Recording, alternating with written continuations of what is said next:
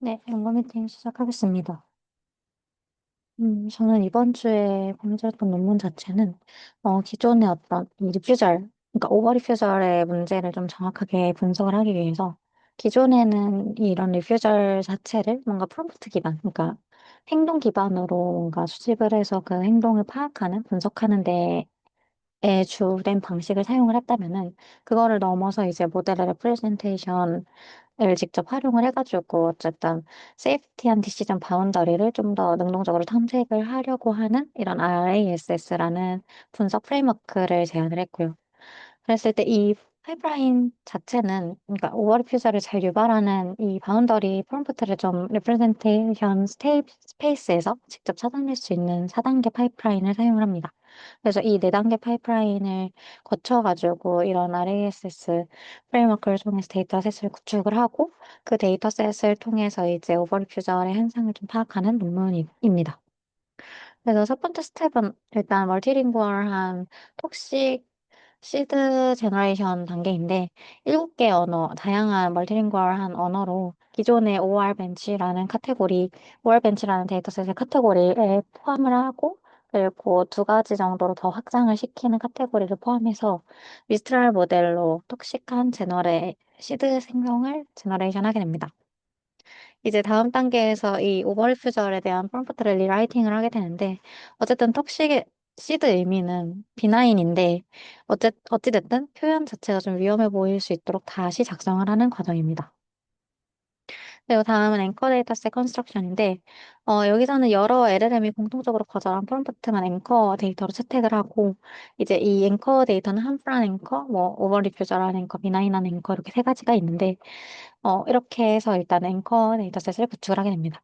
어쨌든 목적으로는 representation space에서 위험 함프한 거에서 그러니까 오버 리퓨절로의 뭔가의 이동 방향을 좀 정의하고자, 명확하게 정의하고자 앵커를 만들게 되고요.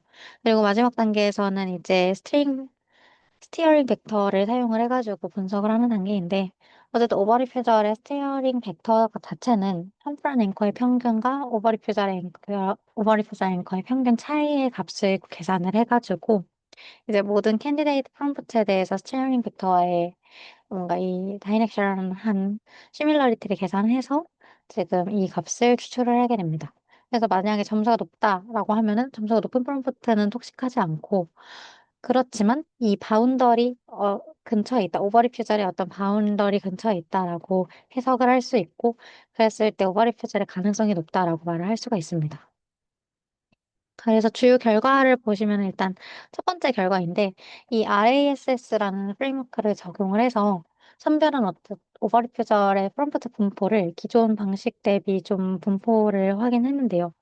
어쨌든 결과 봤을 때이 RASS가 셀렉티드 된 프롬프트는 톡식하지는 않은데 어쨌든 이 함프랑 빨간색 부분의 함프랑 클러스터와 인접한 위치에 분포를 하고 이 세이프티 디시전 어쨌든 바운더리를 따라서 집중적으로 좀 배치가 되는 것으로 확인할 수가 있습니다.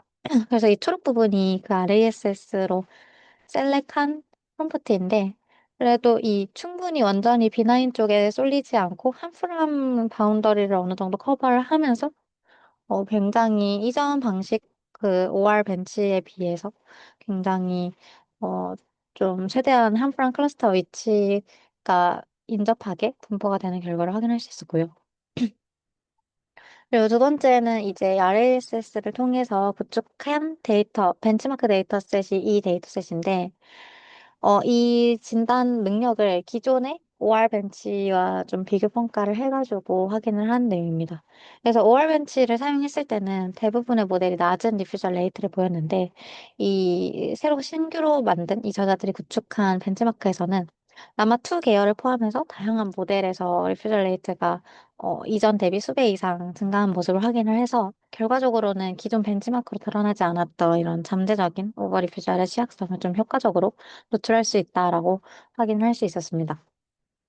그리고 마지막은 이제 구축한 벤치마크를 활용해서 다국어 환경에서도 오버 리퓨전의 특성을 좀 분석한 내용인데요.